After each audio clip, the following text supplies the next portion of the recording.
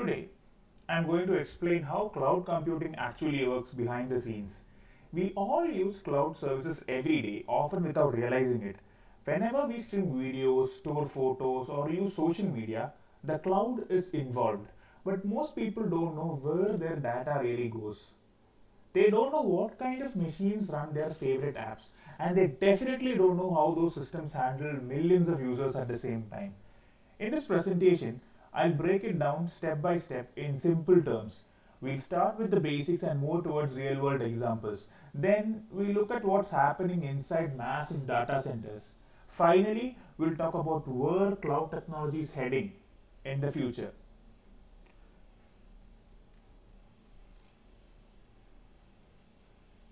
Okay, cloud computing means using computers that are located somewhere else. Instead of running software on your own laptop or office server, the work happens remotely.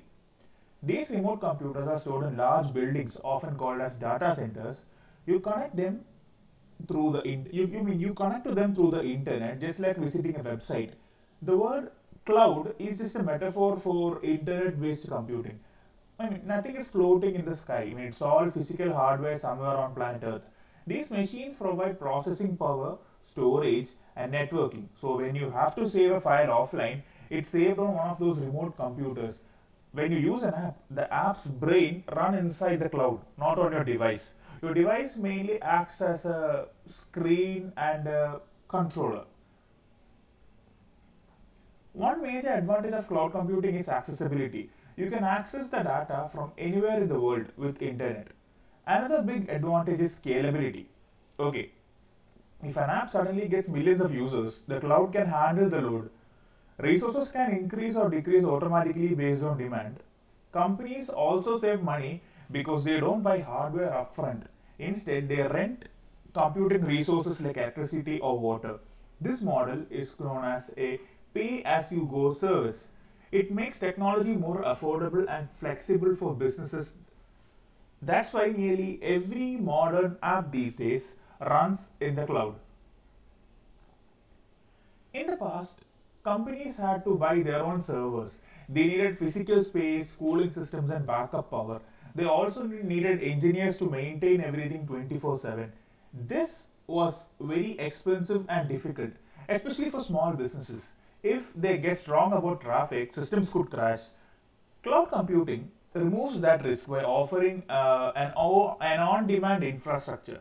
Companies can launch products faster without waiting for hardware setup, security updates, and backups are often handled by cloud providers. Global expansion becomes easier because data centers exist worldwide. In short, the cloud reduces cost, risk, and technical complexity. So now let's talk about some major cloud providers. Today, most of those cloud services are run by a huge, large companies. Okay, I think the biggest one is Amazon Web Services (AWS).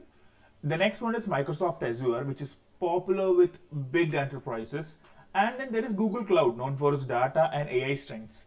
These companies operate huge global networks of data centers. They rent computing power to startups, corporations, and governments. Instead of selling physical products, they sell digital infrastructure. You can think of them as electricity providers for the internet. They corporate, means not corporate, they compete by offering speed, reliability, and advanced services. Almost every popular app you know these days are often dependent on one of these providers. Now let's talk about some types of cloud services. Cloud services are divided into three main categories. The first is infrastructure as a service, or IaaS. This gives you virtual servers, storage, and networking tools. The second is a platform as a service. Here, developers get the environment to build and run applications. The third type is software as a service. It's more popularly known as SaaS. These are ready-to-use applications like Gmail or Zoom. Users just open them in their browsers and start working. Each layer each layer removes more technical responsibility from the user. I have given it in a simple manner here. That is, you manage the software, they manage the hardware. That is for IaaS. Then for PaaS, platform to build, and run applications. That is, you only focus on making the code. They handle the servers and the scaling. The third type, service, software as a service type. You just use the app, no management needed. Okay. So now let's go to the next type.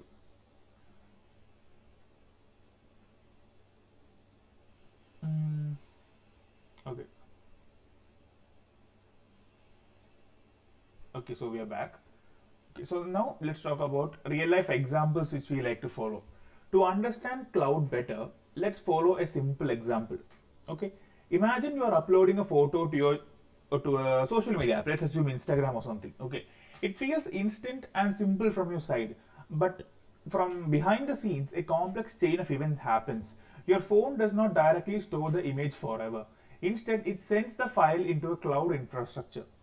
Multiple systems work together to process it and store it. We will now talk through each step on this journey. This example will help you connect with theory and real life. Okay, by the end, you will see how many systems are involved in such a minuscule process, according to us users at least. And this is step one. Okay, when you press upload, your phone prepares the photo for transfer. The image is broken into small chunks called as data packets. These packets are easier to send efficiently across networks. Your device sends them through Wi-Fi or mobile data. They first travel to your internet service provider or ISP. The ISP connects your home or your phone to the global internet. From there, the data begins its journey across multiple networks. Each packet can take a slightly different path, but they are designed to reunite at the destination. All this happens within just a few seconds. Okay. Now this is the second step, that is, data travels across the internet. After leaving your ISP, the packets move through internet routers.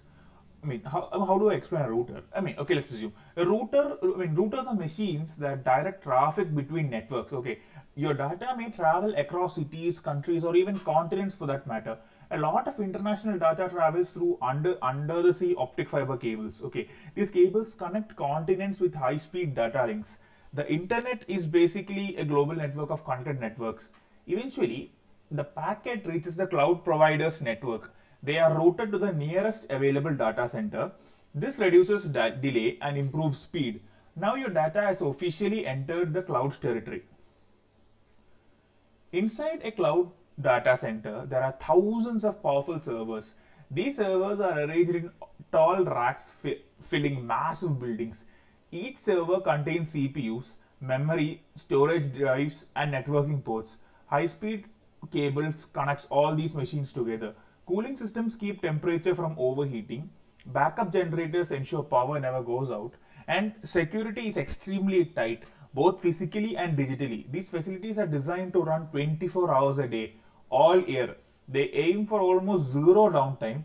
This is where your photo is going to be processed and stored.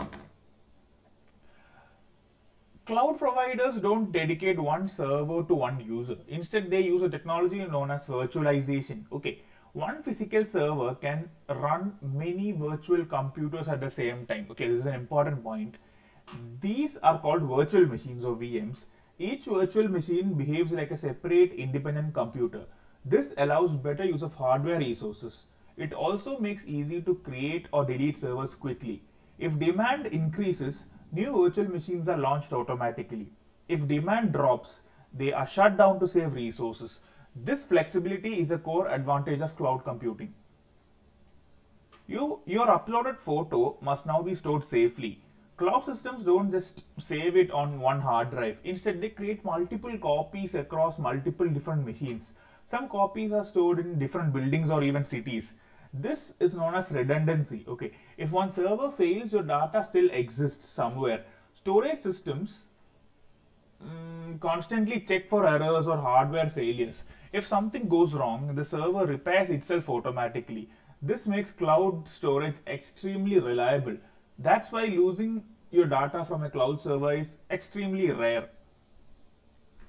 Now imagine someone wants to view your photo. The request goes to the cloud asking for that image. Instead of sending it to one distant data center, a smarter method is used. Okay, cloud providers use something known as a CDN or Content Delivery Network. CDNs store copies of popular content in many global locations. The system sends data from the location closest to the viewer.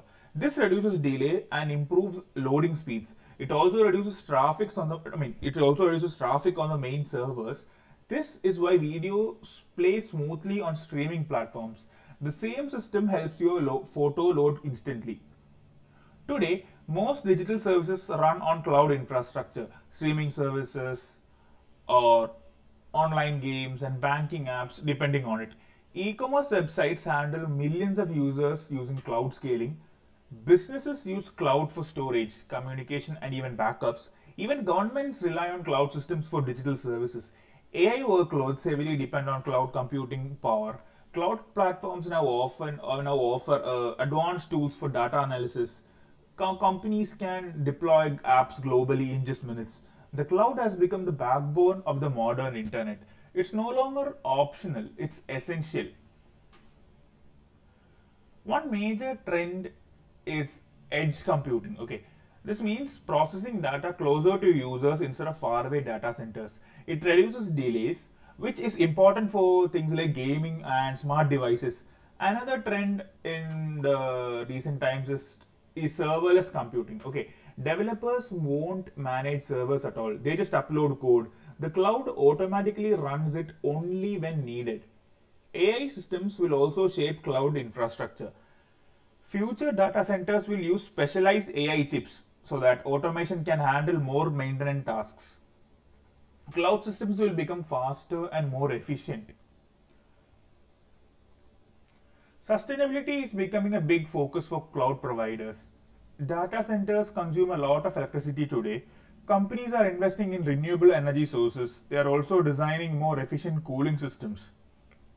Future networks will be faster with better global connectivity. Satellite internet may connect remote regions to the clouds. Automation will reduce human involvement in daily operations. Security systems will still become more advanced and AI driven. Cloud services will integrate more deeply into everyday life. The cloud will become an invisible but essential utility. So now let's summarize the whole thing up. Cloud computing means using remote computers over the internet. These systems run inside massive, highly secure data centers. Virtualization allows many users to share physical hardware efficiently. Data is stored with multiple backups to prevent loss. It's known as redundancy. CDNs help deliver content quickly to users around the world. Most modern apps depend on cloud infrastructure to function. Business benefits from flexibility, cost savings, and scalability.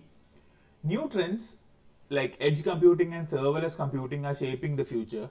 Cloud technology will continue growing in its importance, and understanding it helps us understand how the digital world runs. Okay, that brings us to the end of this presentation. We have all seen how cloud computing works step by step, from your phone to global data centers and back. The cloud may feel invisible, but it powers almost everything online these days. The next time you upload a photo or stream a video, you will know the massive system that is working behind the scenes. Thank you for listening. I hope this made cloud computing simple and easier and much more clear to you. I'm happy to answer any questions you have down in the comments. Okay, thank you.